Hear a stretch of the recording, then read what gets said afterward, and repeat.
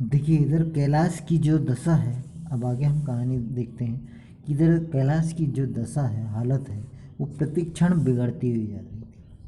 यहाँ तक कि उसकी आंखें पथरा गई थी, हाथ पांव ठंडे पड़ चुके थे, मुख की कांति मलिन पड़ गई, नाड़ी का कहीं पता नहीं, मौत के सारे लक्षण दिखाई देने लगे।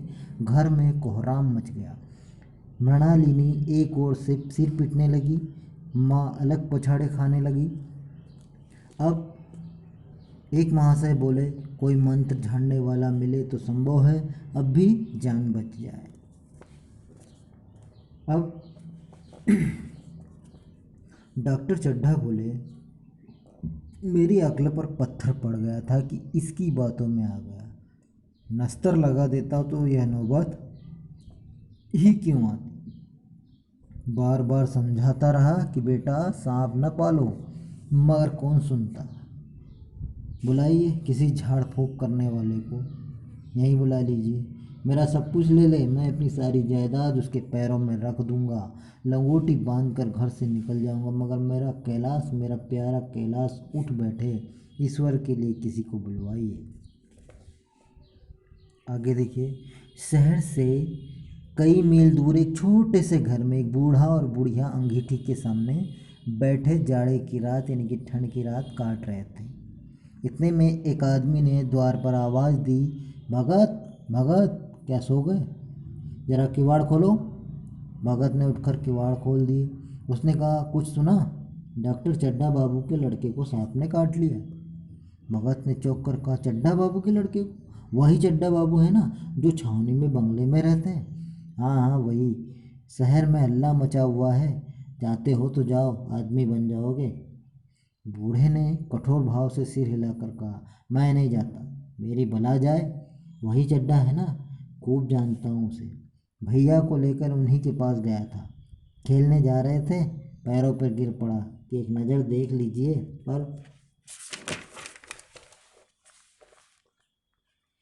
पर सीधे मुंह से बात तक नहीं की थी। भगवान बैठे सुन रहे थे। अब जान पड़ेगा कि बेटे का गम कैसा होता है। कई लड़के हैं?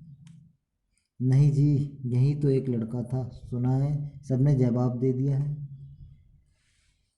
भगवान बड़ा कारसाज है। उस वक़्त मेरी आंखों से आंसू निकल रहे थे, पर उन्हें तनिक भी दया नहीं आई थी। मैं तो उनके द्वार पर होता तो भी बात नहीं करता और कान में बात पूछता। तो न जाओगे? हमने जो सुना था सो कह दिया। अच्छा किया, अच्छा किया, कलेजा ठंडा हो गया, आंखें ठंडी हो गई, लड़का भी ठंडा हो गया होगा। तुम जाओ, आज चैन की नींद सोऊंगा। अब मालूम होगा लाला को, सारी साहबी निकल जाएगी। हमारा क्या बिगड़ा? लड़के के मर जाने से कुछ राज तो नहीं चला गया। जहाँ 6 बच्चे गए थे वहाँ एक और चला गया। तुम्हारा तो राज सुना हो जाएगा। उसी के वास्ते सबका गला दबा दबा कर जोड़ा था ना। अब क्या करोगे? अब एक बार देखने जाऊंगा, पर कुछ दिन बाद, ये वो सोच रहा था। आदमी चला गया। भगत ने किवाड़ बंद कर ली।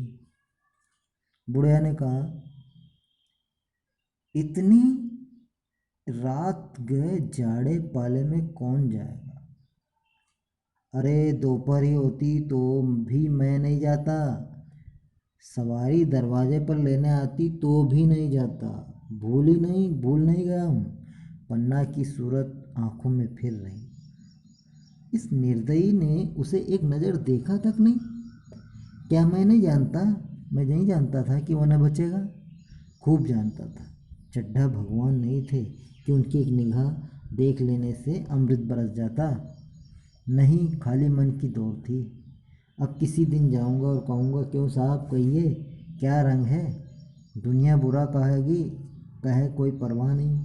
छोटे आदमियों में तो सब ऐब है, बड़ों में कोई ऐब नहीं देता, देवता होते हैं ये। भगत के लिए जीवन में पहला अवसर था कि ऐसा समाचार पाकर वह बैठा रह गया। 80 वर्ष के जीवन में ऐसा कभी नहीं हुआ।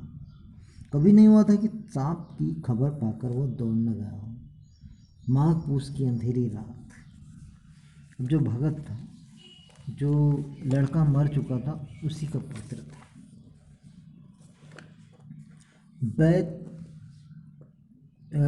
चैत बैसाख की धूप और लू, सावन भादों की चढ़ी हुई नदी और नाले, किसी की उसने कभी परवाह नहीं की।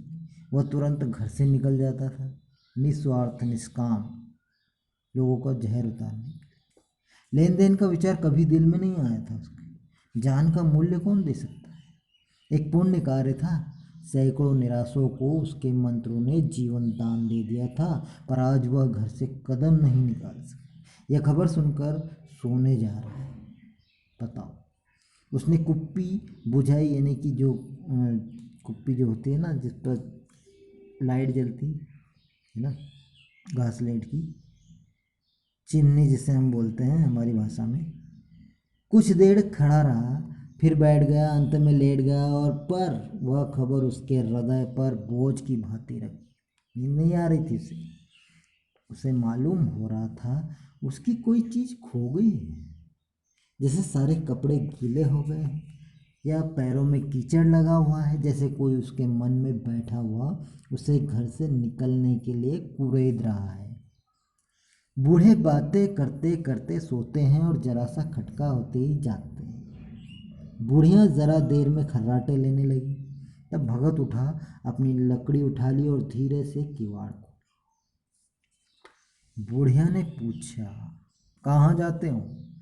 कभी कहीं नहीं देखता था कि कितनी रात है। अभी बहुत रात है, सो जाओ। नींद नहीं आती। नींद काहे आओगी, मन तो चड्ढा के घर पर लगा हुआ है। चड्ढा ने मेरे साथ कौन सी नेकी कर दी है जो वहाँ जाऊँ? वहाँ आकर पैर पकड़े तो भी न जाऊँ।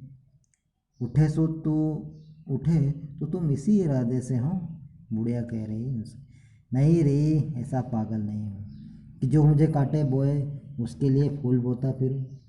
बुढ़िया फिर सो गई। उसने फिर किवाड़ खोले, इतने धीरे से कि बुढ़िया को खबर भी नहीं हुई। बाहर निकल आया और उसी वक्त गांव का चौकीदार गश्त लगा रहा था। बोला, कैसे उठे भगत? आज तो बड़ी सर्दी है, कहीं जा रहे हो क्या? भगत ने कहा, नहीं जी, जाऊंगा कहाँ, देखता था अभी कितनी रात है। भला कै बजे होंगे? चौकीदार बोला, 1 बजा होगा। और क्या? अभी थाने से आ रहा था तो डॉक्टर चड्ढा बाबू के बंगले पर बड़ी भीड़ लगी देखी।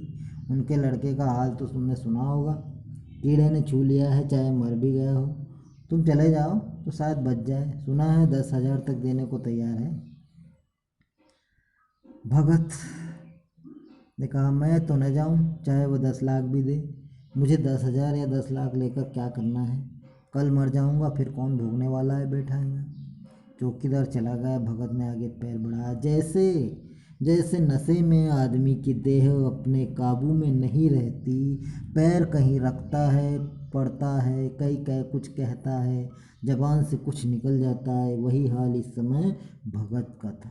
मन में प्रतिकार था, और पर कर्म मन के अधीन न था। प्रतिकार अवश्य था। मन में सोच रहा था कि जो चड्ढा ने मेरे साथ किया, जो डॉक्टर चड्ढा ने किया, वो क्या करूँ मैं? बड़ी असमंजस में पड़ गया था। भगत लाठी खटखट करता लपका चला जाता था। जितना रोकती थी, पर उपचेतना ठेलती थी। सेवक स्वामी पर हावी था।